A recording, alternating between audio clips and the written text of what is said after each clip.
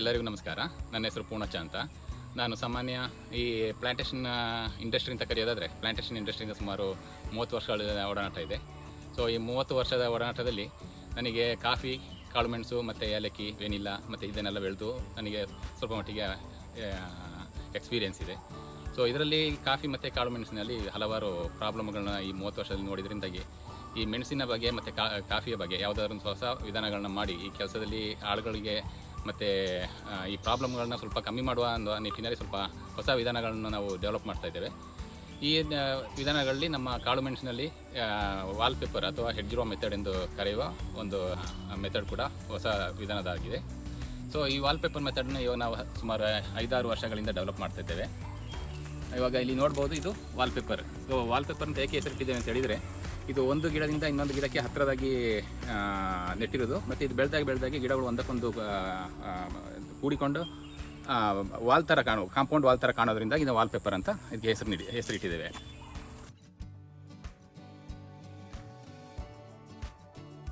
So ಇಲ್ಲಿ ವಾಲ್ಪೇಪರ್ನಲ್ಲಿ ನಾವು ಎತ್ತರವನ್ನು ಕಮ್ಮಿಯಾಗಿ ಬೆಳೆಯೋದ್ರಿಂದಾಗಿ ಅದರ ಥಿಕ್ನೆಸ್ ಜಾಸ್ತಿ ಇರುತ್ತೆ, ಅದರದ್ದು ಬಯೋಮಾಸ್, ಅದರ ಗಿಡಗಳದ ದೇಹ ರಚನೆ ದೊಡ್ಡದಾಗಿರುತ್ತೆ, ಅಗಲವಾಗಿರುತ್ತೆ. ಸೊ ಇಲ್ಲಿ ನಾವು ಇದೇ ವಾಲ್ಪೇಪರ್ನಲ್ಲಿ ಬೆಳೆಯಲು ಆಯ್ಕೆ ಮಾಡಿದಂಥ ಗಿಡಗಳನ್ನ ನಮ್ಮ ಕಾಮನ್ ಮರಗಳಿಗೂ ಬೆಳೆಸ್ಬೋದು. ನಮ್ಮ ಶೇಡ್ ಮರಗಳಿಗೂ ಕೂಡ, ನೆರಳು ಮರಗಳಿಗೂ ಸಾಮಾನ್ಯ ಇದು ತಿಲೋರೋಕ್ ಮರ ಇದೆ. ಸೊ ಇದಕ್ಕೇ ನೆಟ್ಟಾಗ ಈಗ ನಾವು ಇದಕ್ಕೆ ಆಲ್ರೆಡಿ ನಾವು ಇಲ್ಲೊಂದು ಈ ಭಾಗದಲ್ಲಿ ಒಂದು ಟರ್ಮಿನಲ್ ಶೂಟ್ಸನ್ನು ಇಡ್ತೇವೆ, ಆ ಕಡೆ ಭಾಗದಲ್ಲಿ ಒಂದು ಟರ್ಮಿನಲ್ ಶೂಟ್ಸನ್ನು ಇಡ್ತೇವೆ. ಸೊ ಇಲ್ಲಿ ನೋಡ್ಬೋದು, ಇದು ಕೂಡ ಕೆಳಗಿಂದಲೇ ಕವಲು ಹೊಡೆದು ನಮ್ಮ ನಾರ್ಮಲ್ ಸ್ಟ್ರಕ್ಚರ್ ಗಿಡದ ಥರನೇ ಬರುತ್ತೆ. ಇದು ಹೈಟ್ ಬೆಳೆದಾಗ ಇದು 40-45 ಅಡಿ ವರೆಗೂ ಬೆಳೆಯೋದ್ರಿಂದಾಗಿ ಇದು ಕೇವಲ ಇದರ ಸೈಡ್ ರೆಕ್ಕೆಗಳನ್ನ ಮಾತ್ರ ಬೆಳೆದು ಇದರ ಎತ್ತರವನ್ನು ಹೆಚ್ಚಿಸ್ಕೊಳ್ತದೆ. ಇದರಲ್ಲಿ ಯಾವುದು ನಮ್ಮ ಕೊಯ್ಲು ಮತ್ತು ಸ್ಪ್ರೇಯಿಂಗ್ ಮತ್ತು ನಾವು ಮುಂದಿಂದು ನಮ್ಮ ಈ ಗಿಡಗಳ ಪ್ರೂನಿಂಗ್ ಈ ವ್ಯವಸ್ಥೆಗೆ ಬಂದಾಗ ಇದರಲ್ಲಿ ಸ್ವಲ್ಪ ನಮಗೆ ಪ್ರಾಬ್ಲಮ್ ಅಂತ ಕಾಣಿಸ್ಬೋದು ಇದು. ಸೊ ಅದರಿಂದಾಗಿ ಈ ಟರ್ಮಿನಲ್ ಶೂಟ್ಸ್ನ ಬೇರೆ ಮರಗಳಿಗೂ ನೆಡ್ಬೋದು, ನಾವು ಗ್ಲಾರಿಸಿಡಿಯ ಮರಗಳಿಗೆ ನೆಡ್ಬೋದು. ಈ ಗ್ಲಾರಿಸಿಡಿಯಲ್ಲಿ ನಮ್ಮ ಒಂದು ಉತ್ತಮವಾದ ಫಲಿತಾಂಶ ಅಂತ ಹೇಳಿದರೆ, ನಾವು ಗಿಡಗಳನ್ನ ಬೆಳೆದಾಗಿ ಅದರದ ಟರ್ಮಿನಲ್ ಶೂಟ್ಸ್ಗಳನ್ನ ಕೆಳಗಡೆ ಬಗ್ಗಿಸುವುದರಿಂದಾಗಿ ಸೊ ನಾವು ಅದರ ಹೈಟನ್ನು ಕಮ್ಮಿ ಮಾಡ್ಬೋದು ಮತ್ತು ಅದರದ್ದು ಬಯೋಮಾಸನ್ನು ಕೂಡ ನಾವು ಇನ್ಕ್ರೀಸ್ ಮಾಡ್ಬೋದು. ಸೊ ನಮ್ಮ ಫಸಲದು ಲೆಕ್ಕಾಚಾರ ಗಿಡದ ಬಯೋಮಾಸಿನ ಮೇಲೆ ಡಿಪೆಂಡ್ ಆಗುತ್ತೆ. ಗಿಡ ದೊಡ್ಡದಾಗಿದ್ದು ಅದರ ಬಯೋಮಾಸ್ ದೊಡ್ಡದಾಗಿದೆ ಅಂದರೆ ಅದರಲ್ಲಿ ಫಸಲು ಗಿಡದ ಕೊಯ್ಲು ಮಾಡುವಾಗ ಫಸಲು ಜಾಸ್ತಿ ಸಿಗುತ್ತೆ.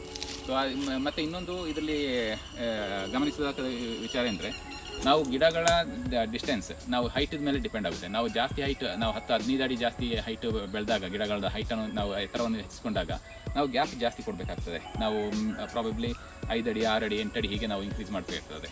ಸೊ ಇದು ಗಿಡ ನೆಡುವಾಗ ನಮಗೆ ನಮ್ಮ ಹೈಟಿನ ಗಿಡದ ಎತ್ತರವನ್ನು ಮನಸ್ಸಿನಲ್ಲಿ ಇಟ್ಟುಕೊಂಡು ನಾವು ಸ್ಪೇಸಿಂಗನ್ನು ಕೊಡಬೇಕಾಗ್ತದೆ. ಇದರಲ್ಲಿ ಗಿಡಗಳನ್ನ ಆಯ್ಕೆ ಮಾಡುವಾಗ ಇದರಲ್ಲಿ ಇದು ಲೀಡರ್ ಶೂಟ್, ಕೆಳಗಿಂದ ಬರುವ ಲೀಡರ್ ಶೂಟ್ ಮೇನ್ ಸ್ಟೆಮ್ ಆಗಿರುತ್ತೆ. ಇದು ಮೇಲೆ ಬಂದಾಗ ಇದು ಲೀಡರ್ ಶೂಟ್ ಅಥವಾ ಇದನ್ನ ಟರ್ಮಿನಲ್ ಶೂಟ್ಸ್ ಎಂದು ಕರೀತೇವೆ ಇದನ್ನ. ಸೊ ಟರ್ಮಿನಲ್ ಶೂಟ್ನ ಆಯ್ಕೆ ಮಾಡುವಾಗ ತುದಿಯಿಂದ ಸಾಮಾನ್ಯ 8-10-12 ನೋಡ್ಗಳಷ್ಟು ನಾವು ಆಯ್ಕೆ ಮಾಡ್ಕೋಬೋದು. ಸೊ ಇದು ಇಲ್ಲಿ ತುದಿ ಇದೆ ಅಂತ ಹೇಳಿದರೆ ಸಾಮಾನ್ಯ 1-10-12 ಗೆಣ್ಣುವರೆಗೆ ನಾವು ಆಯ್ಕೆ ಮಾಡ್ಕೋಬೋದು. ಸೊ ಪ್ರತಿ ಗೆಣ್ಣ ಅಥವಾ ಒಂದು ಗೆಣ್ಣು ಬಿಟ್ಟು ಇನ್ನೊಂದು ಗೆಣ್ಣಿಗೆ ಈ ಲ್ಯಾಟ್ರಲ್ ಬ್ರಾಂಚಸ್ಗಳಿರುತ್ತೆ, ಸೈಡ್ ರೆಕ್ಕೆಗಳು. ಈ ಸೈಡ್ ರೆಕ್ಕೆಗಳು ಕೇವಲ ಮೆಣಸಿಡಿಯೋದು ಮಾತ್ರ ಇರುತ್ತೆ. ಇದರಲ್ಲಿ ಹೂ ಬರುತ್ತೆ, ಮೆಣಸಿಡಿಯುತ್ತೆ ಅಷ್ಟೇ. ಇದು ಟರ್ಮಿನಲ್ ಶೂಟ್ಸ್ ಆಗಲಿಕ್ಕೆ ಇದರಲ್ಲಿ ಸಾಧ್ಯ ಇಲ್ಲ. ಸೊ ಇಲ್ಲಿ ಇದನ್ನ ನೋಡ್ಬೋದು, ಇದು ಸೈಡ್ ಬ್ರಾಂಚ್ ಆಗಿದೆ, ಇದು ಸೈಡ್ ಬ್ರಾಂಚ್ ಆಗಿದೆ. ಇಲ್ಲಿ ಬರೋತ್ತಿಗೆ ಇದರಲ್ಲಿ ಇದು ಟರ್ಮಿನಲ್ ಶೂಟ್ಸ್ ಆಗಿದೆ. ಸೊ ಇದನ್ನು ಮರಕ್ಕೆ ಕಟ್ಟಿದ್ದೇವೆ, ಯಾವುದು ಸಪೋರ್ಟ್ ಇರಲಿ ಅಂತ. ಸೊ ಇದು ಲೀಡರ್ ಶೂಟ್, ಒಂದು ಲೀಡರ್ ಶೂಟ್, ಟರ್ಮಿನಲ್ ಶೂಟ್ಸಿಗೆ ಬೇಕಾಗುವಂಥ ಲೀಡರ್ ಶೂಟ್ ಕೆಳಗಿಂದನೂ ಬಂದಿದೆ. ಇದು ಮುಖ್ಯ ಕಾಂಡವೂ ಆಗಿರ್ಬೋದು. ಸೊ ಇಲ್ಲಿ ಬರೋತ್ತಿಗೆ ಇದೊಂದು ಮುಖ್ಯ ಕಾಂಡವಾಗಿ ಹೋಗ್ತಾ ಇದೆ, ಇದೊಂದು ಮುಖ್ಯ ಕಾಂಡ, ಇದೊಂದು ಮುಖ್ಯ ಕಾಂಡ, ಇದೊಂದು ಲೀಡರ್ ಶೂಟ್, ಇದೊಂದು ಲೀಡರ್ ಶೂಟ್, ಇದೊಂದು ಲೀಡರ್ ಶೂಟ್ ಆಗಿದೆ. ಸೊ ಈ ಲೀಡರ್ ಶೂಟ್ನಲ್ಲಿ ಇದು ಸೈಡ್ ರೆಕ್ಕೆ, ಲ್ಯಾಟ್ರಲ್ ಬ್ರಾಂಚಸ್. ಇದು ವಾಲ್ಪೇಪರ್ ಆಗಿ ಮಾಡಲಿಕ್ಕೆ ಇದು ಸಾಧ್ಯ ಇಲ್ಲ. ಇದರಲ್ಲಿ ವಾಲ್ಪೇಪರ್ ಆಗೋ ಗಿಡವಾಗಿ ಬೆಳೀಲಿಕ್ಕೆ ಆಗೋದಿಲ್ಲ. ಇದನ್ನು ಬುಷ್ ಪೇಪರ್ ಆಗಿ ಬೆಳಿಬೋದು ಇದು. ಸೊ ಇದು ಬುಷ್ ಪೇಪರ್ಗೆ ಆಗಲಿಕ್ಕೆ ಮಾಡ್ಬೋದು ಇದನ್ನು, ಯಾವುದು ಈ ಲ್ಯಾಟ್ರಲ್ ಬ್ರಾಂಚಸ್ನ. ಗಿಡವಾಗಿ ಪರಿವರ್ತನೆ ಮಾಡಬೇಕಾದ್ರೆ, ನರ್ಸರಿನಲ್ಲಿ ಬೆಳಿಬೇಕಾದ್ರೆ ಇದನ್ನು ಹೀಗೆ 2 ಗೆಣ್ಣಿರೋ ಕಟಿಂಗ್ಸ್ಗಳು ಅಥವಾ ಒಂದು ಗೆಣ್ಣು ಹಾಕಿದರೂ ಅದರಲ್ಲಿ ನರ್ಸರಿಯಲ್ಲಿ ಚಿಗುರುವ ಚಾನ್ಸಸ್ ಇದೆ, ಮೊಳಕೆ ಬರೋ ಚಾನ್ಸಸ್ ಇದೆ. ಸೊ ನಾವು 2 ಗೆಣ್ಣದ ಕಟ್ಟಿಂಗ್ಸ್ಗಳನ್ನ ಇಲ್ಲಿಂದ ಇಲ್ಲಿವರೆಗೆ ಒಂದು ಕಟ್ಟಿಂಗ್ಸ್ ಅಥವಾ ಒಂದು ಗೆಣ್ಣು ಸಿಂಗಲ್ ಗೆಣ್ಣು ಯಾವುದು ಇದು ಒಂದು ಇಲ್ಲಿಂದ ಇಲ್ಲಿವರೆಗೆ ಇಷ್ಟು ಮಾತ್ರ ಸಿಂಗಲ್ ಗಂಡು ಇಲ್ಲಿವರೆಗೂ ನಾವು ಮಾಡಿ ಕಟ್ಟಿಂಗ್ಸ್ ಥರ ಮಾಡಿ ಇದನ್ನು ನಾವು ನಾರ್ಮಲ್ ರೆಗ್ಯುಲರ್ ನರ್ಸರಿ ನಾವು ಮೆಣಸು ನರ್ಸರಿ ಹೇಗೆ ಮಾಡ್ತೇವೋ ಅದೇ ಥರದಲ್ಲಿ ಮಾಡಿಸ್ಬೇಕು. ಸಾಮಾನ್ಯ ಮೆಣಸು ನರ್ಸರಿ ಮಾಡುವಾಗ ಅದನ್ನು ನಾವು ಸರಿಯಾದ ನರ್ಸರಿ ಮಿಕ್ಸರ್ ಮಾಡಿಬಿಟ್ಟು ಪ್ಲಾಸ್ಟಿಕ್ ಬಾಸ್ಕೆಟ್ ನರ್ಸರಿ ಬಾಸ್ಕೆಟ್ಗೆ ತುಂಬಿಸಿ ಮತ್ತು ಅದನ್ನು ಜೋಡಿಸಿ ಮಡಗಿ ಅದಕ್ಕೆ ಹ್ಯೂಮಿಡಿಟಿ ಚೇಂಬರನ್ನು ಒದಗಿಸ್ತೇವೆ. ಯಾವುದು ಗಿಡಗಳಿಗೆ ಹೊರಗಡೆದು ತಾಪಮಾನಕ್ಕೆ ಗಿಡಗಳು ಬತ್ತಿ ಹೋಗೋದ್ರಿಂದಾಗಿ ಅದಕ್ಕೆ ಹ್ಯುಮಿಡಿಟಿ ಕೊಡೋ ಅವಶ್ಯಕತೆ ಇರುತ್ತೆ, ತೇವಾಂಶ ಕೊಡೋ ಅವಶ್ಯಕತೆ ಇರೋದರಿಂದಾಗಿ ಅದಕ್ಕೆ ನಾವು ಪ್ಲಾಸ್ಟಿಕ್ ಕವರನ್ನು ಮುಚ್ತೇವೆ. ಆ ಥರದ್ದು ಮುಚ್ಚಿ ಸುಮಾರು 30ರಿಂದ 45 ದಿನಗಳು ಅಥವಾ 50 ದಿನಗಳು ಬೇಕಾಗುತ್ತೆ ಅದು ಬೇರು ಬರಲು. ಆ ಬೇರು ಬರೋದನ್ನ ಕನ್ಫರ್ಮ್ ಮಾಡ್ಕೋಬೇಕು. ಈಚೆಗೆ ಗೆಣ್ಣಲ್ಲಿ ಕೂಡ ಪ್ರತಿಯೊಂದು ಗೆಣ್ಣಲ್ಲೂ ಕೂಡ ಬೇರು ಬರುತ್ತೆ. ಸೊ ನಾವು ಗೆಣ್ಣನ್ನು ಮಾಡುವಾಗ ಗಿಡಗಳನ್ನ ಮಾಡುವಾಗ ಒಂದು ಗೆಣ್ಣಿಂದು ಈ ಥರದ್ದು ಒಂದು ಗೆಣ್ಣಿಂದು ಕಟ್ಟಿಂಗ್ಸ್ನ ಆದರೂ ಮಾಡ್ಬೋದು, 2 ಗೆಣ್ಣಿಂದ ಕಟಿಂಗ್ಸನ್ನಾದರೂ ಮಾಡ್ಬೋದು, 2 ಗೆಣ್ಣನ್ನಾದರೂ ಮಾಡ್ಬೋದು. ಆದರೆ ಇದು ಕ್ಲಿಂಗಿಂಗ್ ರೂಟ್ಸ್, ಈ ರೂಟ್ಗಳು ನಮ್ಮ ನಾರ್ಮಲ್ ರೆಗ್ಯುಲರ್ ಫೀಡರ್ ರೂಟ್ಗಳಾಗಿ ಮಾರ್ಪಾಡಾಗೋ ಚಾನ್ಸಸ್ ಇದೆ. ಇವಾಗ ಇದು ಮರಕ್ಕೆ ಹೀಗೆ ತಾಗಿದರೆ ಇದು ಕ್ಲಿಂಗಿಂಗ್ ರೂಟ್ಸ್, ಮರಕ್ಕೆ ಅಪ್ಪು ಬೇರುಗಳಾಗಿ ಮರಕ್ಕೆ ಗ್ರಿಪ್ಪನ್ನು ತಗೊಳ್ತೆ. ಇದು ಮಣ್ಣಿಗೆ ಹೋದಾಗ ಇದು ಫೀಡರ್ ರೂಟ್ಗಳಾಗಿ ಮಣ್ಣಿನಿಂದ ಆಹಾರವನ್ನು ತೆಗೆದು ಗಿಡಗಳು ಹೊಸ ಗಿಡಗಳಾಗಿ ಮಾರ್ಪಾಡಾಗುತ್ತೆ. ಸೊ ಇದು ಗಿಡಗಳನ್ನ ಉತ್ಪಾದನೆ ಮಾಡುವ ಭಾಗಗಳು.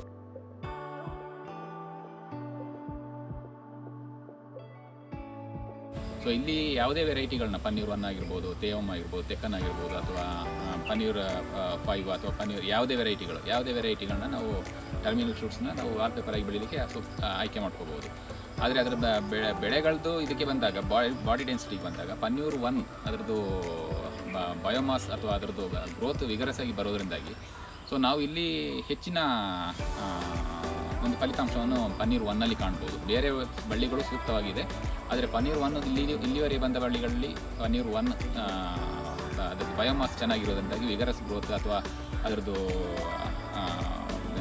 ಗ್ರೋತ್ ರೇಟ್ ಚೆನ್ನಾಗಿರೋದ್ರಿಂದಾಗಿ ಚಿಕ್ಕ ಬಳ್ಳಿ ಅದನ್ನು ಕೂಡ ಅದರಲ್ಲಿ ಫಸಲು ಸ್ವಲ್ಪ ಜಾಸ್ತಿ ಸಿಗೋ ಚಾನ್ಸಸ್ ಇದೆ. ಇನ್ನೊಂದು ವಿಷಯ ಏನಂತಂದರೆ ಪನ್ನೀರ್ 1 ಬಳ್ಳಿ ಲಭ್ಯತೆಯೂ ಕೂಡ ಗಿಡಗಳ ಲಭ್ಯತೆ ಬೇರೆ ಬಳ್ಳಿಗಳ ಲಭ್ಯತೆ ಇಲ್ಲ. ಇದರ ಹೈಟ್ ಕಮ್ಮಿ ಇರೋದ್ರಿಂದಾಗಿ ಇದನ್ನು ನಾವು ಕ್ರಾಪ್ ಹಾರ್ವೆಸ್ಟಿಂಗ್ಗೆ ಈಸಿಯಾಗಿದೆ. ಮತ್ತು ನಮ್ಮದು ಮುಂದಿನ ದಿನಗಳಲ್ಲಿ ಇದು ಒಂದು ಹಾರ್ಟಿಕಲ್ಚರ್ ಕ್ರಾಪ್ ಆಗಿರೋದ್ರಿಂದಾಗಿ ನಾವು ಇದನ್ನು ಕೂಡ ಏಕೆ ಪ್ರೂನ್ ಮಾಡಬಾರ್ದು, ಯಾವಾಗ ಈ ಬಳ್ಳಿಗಳು ಜಾಸ್ತಿ ಕ್ರೌಡೆಡ್ ಆಗಿ ಜಾಸ್ತಿ ಥಿಕ್ನೆಸ್ ಆದಾಗ ಇದನ್ನು ಪ್ರೂನ್ ಮಾಡಿ ನಾವು ಮತ್ತೆ ಹೊಸ ರೆಕ್ಕೆಗಳು ಬರೋ ಹಾಗೆ ಇಂಡ್ಯೂಸ್ ಮಾಡ್ಬೋದಾ ಹೇಗೆ ಅಂತ ಹೇಳೋದು ಅದೊಂದು ನಮ್ಮ ಮನಸ್ಸಿನಲ್ಲಿತ್ತು. ಸೊ ಅದನ್ನು ನಾವು ಟ್ರೈ ಮಾಡಿ ನೋಡಬೇಕಾದ್ರೆ ಗಿಡಗಳದ್ದು ಹೈಟ್ ಕಮ್ಮಿ ಇರಬೇಕು. ಪ್ರೂನ್ ಮಾಡೋದು ಆ್ಯಕ್ಚುಲಿ ಮೆಣಸಿಗೆ ಇಲ್ಲಿವರೆಗೆ ಪ್ರೂನ್ ಮಾಡೋ ಒಂದು ವಿಧಾನವನ್ನು ನಾವು ಅನುಸರಿಸಿಲ್ಲ. ಪ್ರಾಬಬ್ಲಿ ಅದು ಬೆಳೆಯುವ ರೀತಿಯಿಂದ ಆಗಿರ್ಬೋದು, ಅದು ತುಂಬ ಹೈಟ್ 30-40 ಅಡಿ ಹೈಟ್ ಹೋಗೋದ್ರಿಂದಾಗಿ ಅದನ್ನು ಪ್ರೂನ್ ಮಾಡಲಿಕ್ಕೆ ಸಾಧ್ಯವಿಲ್ಲ. ಮತ್ತು ಏಣಿಯಲ್ಲಿ ನಿಂತುಕೊಂಡು ಪ್ರೂನ್ ಮಾಡುವುದು ಕೂಡ ಸುಲಭ ಸಾಧ್ಯವಲ್ಲ. ಅದರಿಂದಾಗಿ ಅದನ್ನು ಪ್ರೂನ್ ಮಾಡೋ ವಿಧಾನ ಮೆಣಸಿಗೆ ಇರಲಿಲ್ಲ. ಸೊ ನಾವು ಇಲ್ಲಿ ಇವಾಗ ನಾವು ಪ್ರೂನಿಂಗ್ ನಾವು ಹೊಸದಾಗಿ ಶುರು ಮಾಡಿದ್ದೇವೆ. ಸೊ ಉತ್ತಮ ಪ್ರತಿಕ್ರಿಯೆ ಇದೆ ಗಿಡದಿಂದ. ನಾವು ಪ್ರೂನ್ ಮಾಡಿದ ವರ್ಷ ಸ್ವಲ್ಪ ಫಸಲು ಕಮ್ಮಿ ಇದೆ, ಆದರೆ 24ನೇ ತಿಂಗಳಲ್ಲಿ ಪ್ರೂನ್ ಮಾಡಿ 2ನೇ ವರ್ಷದಲ್ಲಿ ನಮಗೆ ಅದೇ ಬಯೋಮಾಸ್ ನಾವು ಮೊದಲು ಪ್ರೂನ್ ಮಾಡುವಾಗ ಹೇಗಿತ್ತು ಅದೇ ಬಯೋಮಾಸ್ ನಮಗೆ ಬಂದಿದೆ. ಸೊ ಈ ಗಿಡಗಳನ್ನ ಕಮ್ಮಿ ಹೈಟ್ ಮಾಡಿಕೊಂಡಾಗ ಗಿಡಗಳು ಬೆಳವಣಿಗೆ ಕುಂಠಿತವಾದರೆ ಅದನ್ನು ನಾವು ಈಗ ಕಾಫಿನಲ್ಲಿ ಗಿಡಗಳನ್ನ ಬೆಳವಣಿಗೆ ಕುಂಠಿತವಾದಾಗ ನಾವು ಹೇಗೆ ಪ್ರೂನಿಂಗ್ ಮಾಡಿ ಅಥವಾ ಕಪಾತು ಮಾಡಿ ಅದನ್ನು ನಾವು ಪುನರ್ಜೀವನಗೊಳಿಸಬಹುದು, ಹಾಗೆ ಇದರಲ್ಲಿ ಮೆಣಸಿನಲ್ಲಿ ಮಾಡ್ಬೋದೆನ್ನುವ ಒಂದು ಕಲ್ಪನೆ ಇದೆ. ಸೊ ಅದರಿಂದಾಗಿ ಅದನ್ನು ನಾವು ಈ ವಾಲ್ಪೇಪರ್ನ ಆಯ್ಕೆ ಮಾಡ್ಕೊಂಡಿದ್ದೇವೆ. ಮತ್ತು ವಾಲ್ಪೇಪರ್ನಲ್ಲಿ ಇರುವ ಇನ್ನೊಂದು ಉಪಯೋಗ ಅಂತ ಹೇಳಿದರೆ ಇದನ್ನು ನಾವು ಪ್ಲ್ಯಾಂಟ್ ಮೆಚುರಿಟಿ ನಮ್ಮ ಗಿಡಗಳು ಕಾಯಿಗಳು ಬಲಿತ ಕಾಯಿಗಳನ್ನೇ ಕುಯ್ಬೋದು. ಸಾಮಾನ್ಯವಾಗಿ ಮೆಣಸಿನಲ್ಲಿ ನಾವು ನಮ್ಮ ಈ ಕೊಡಗಿನ ಭಾಗ ಮತ್ತು ಬೇರೆ ಬೇರೆ ಕಡೆ ಮೆಣಸನ್ನು 2-3 ಹಂತಗಳಲ್ಲಿ ಕುಯ್ಯುವುದು ಕಮ್ಮಿ, ಅದು ಬೆಳೆದಾಗಿ ಕುಯ್ಯುವುದಿಲ್ಲ. ಸೊ ಒಂದೇ ಹಂತದಲ್ಲಿ ಕುಯ್ತಾರೆ, ಅದರಿಂದಾಗಿ ಔಟರ್ನ್ ಪ್ರಾಬ್ಲಮ್ ಆಗ್ತಾ ಇದೆ. ಮತ್ತು ಇನ್ನೊಂದು ತುಂಬ ಹೈಟ್ ಇರೋದನ್ನು ಕುಯ್ಯಲಿಕ್ಕೂ ಕೂಡ ನಮ್ಮ ಕೆಲಸದ ಆಳುಗಳ ಲಭ್ಯತೆ ಕಮ್ಮಿ ಇದೆ.